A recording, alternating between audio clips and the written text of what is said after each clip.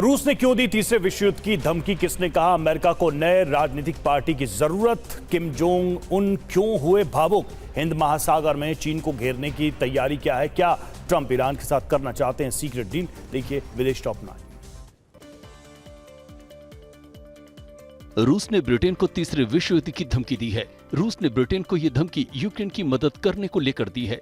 रूस ने ब्रिटेन को अल्टीमेटम दिया है कि वो यूक्रेनी सैनिकों को ट्रेनिंग देना बंद कर दे। पुतिन के सहयोगियों ने ब्रिटेन पर रूस के खिलाफ अभियान चलाने का आरोप लगाया है।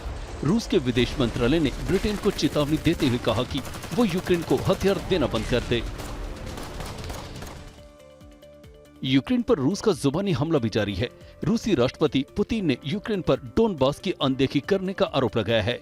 उन्होंने कहा कि डोनबास को आर्थिक रिबूट की जरूरत है। उन्होंने कहा कि रूस को डोनबास के विकास में योगदान करना चाहिए और स्थानीय अर्थव्यवस्था को मजबूत करना चाहिए ताकि लोगों को विकास और सुधार दिखाई दे। एलन मस्क ने अमेरिका में एक नई राजनीतिक पार्टी बनाने की बात फिर से उठाई है। मस्क ने सोशल मीडिया पर अपने पोस्ट में लिखा है कि वो सिर्फ 2 पार्टी होने का दिखावा करते हैं, असल में ये सिर्फ एक ही पार्टी है। मस्क ने सुझाव दिया है कि अमेरिका को एक ऐसी नई राजनीतिक पार्टी की जरूरत है जो लोगों की वास्तव में परवाह करे। उन्होंने इस विचार को लोकप्रिय बनाने के लिए एक पोल भी चलाया है जिसमें 56 लाख से ज्यादा लोगों ने हिस्सा लिया और 80% लोगों ने नई पार्टी के पक्ष में मतदान किया। अमेरिका के राष्ट्रपति डोनाल्ड ट्रंप ने एक बार फिर कहा है कि वो ईरान से बात नहीं करेंगे। साथ ही उन्होंने ईरान के साथ डील करने से भी मना कर दिया है। उन्होंने कहा है कि अमेरिका ने ईरान के परमाणु कार्यक्रम को तबाह कर दिया है, इसलिए अब वो ईरान के साथ कोई डील नहीं करेंगे। दरअसल कुछ मीडिया रिपोर्ट्स में दावा किया गया था कि ट्रंप ओबामा की तरह ईरान से समझौता करने की तैयारी कर रहे हैं।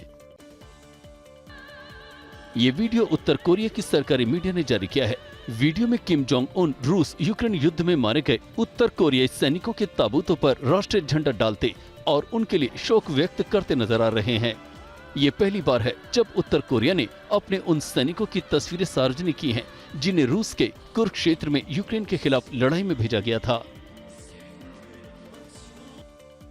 पाकिस्तान में महंगाई और बेरोजगारी हर रोज नई ऊंचाई को छू रही है। पेट्रोल और डीजल की बढ़ती कीमतों ने पाकिस्तान के लोगों की परेशानी को और बढ़ा दिया है। खबर है कि पाकिस्तान की सरकार पेट्रोल की कीमतों में 11 रुपए प्रति लीटर की बढ़ोतरी की तैयारी कर रही है, जबकि डीजल 15 रुपए प्रति लीटर तक महंगा हो सकता है।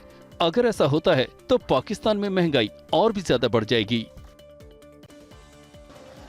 पाकिस्तान के खैबर पख्तूनख्वा में बारिश ने भारी तबाही मचाई है। लगातार हो रही बारिश के कारण कई इलाकों में बाढ़ जैसे हालात बन गए हैं। एबटाबाद में एक अस्पताल में पानी घुसने से अफरा तफरी मच गई। मरीजों को तुरंत सुरक्षित स्थानों पर पहुंचाया गया। खैबर पख्तूनख्वा में बारिश की चपेट में आने से अब तक कम से कम 22 लोगों की मौत हो चुकी है। चीन की नजर अब भूटान की जमीन हड़पने पर है। ऐसे वक्त में जब चीन लगातार भूटान में गांव बसा रहा है और विवादित इलाकों में अपनी मौजूदगी बढ़ा रहा है, भारत ने एक बार फिर भूटान के साथ अपने मजबूत रिश्तों का संदेश दिया है। इसी कड़ी में army chief general Upendra Dwivedi 4 दिन के भूटान दौरे पर हैं। बतौर आर्मी चीफ ये उनका पहला भूटान दौरा है। ये दौरा दोनों देशों के बीच स्थायी रक्षा सहयोग को और मजबूती देगा। भारत की Mazagon dock ship builders limited ने श्रीलंका के कोलंबो डॉक यार्ड में कंट्रोलिंग हिस्सेदारी खरीदने का ऐलान किया है।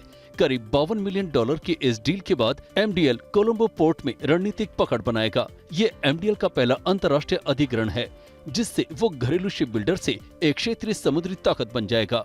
हिंद महासागर भारत के लिए बेहद अहम समुद्री मार्ग है, लेकिन यहाँ चीन की बढ़ती मौजूदगी भारत के लिए चिंता का विषय रही है।